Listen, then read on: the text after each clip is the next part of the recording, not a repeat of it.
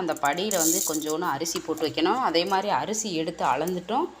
அரிசி எடுத்ததுலேருந்து கொஞ்சோண்டு அந்த கொஞ்சோண்டு அரிசி எடுத்து மறுபடியும் அரிசிக்குள்ளேயே போட்டுறணும். இது எவ்வளோ பேருக்கு தெரியும்னு தெரியல. இது கிராமப்புறங்களில் உண்டு. மிளகா பொடியும் நேற்றே அரைச்சிட்டோங்க.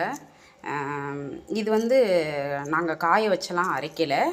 பக்கத்துலேயே மளிகை ஜாமான் வாங்கினோம். இந்த அரசளவு ஜாமான் வாங்கிட்டு அங்கனே பக்கத்துலேயே அரைச்சி கொடுத்துட்டாங்க. ரொம்ப சந்தோஷமாக இருந்துச்சு. ஒவ்வொரு இடத்துல வந்து நாளைக்கு வாங்க காயலை அப்படின்னு சொல்லுவாங்க. ஆனால் இவங்க செஞ்சு கொடுத்தாங்க.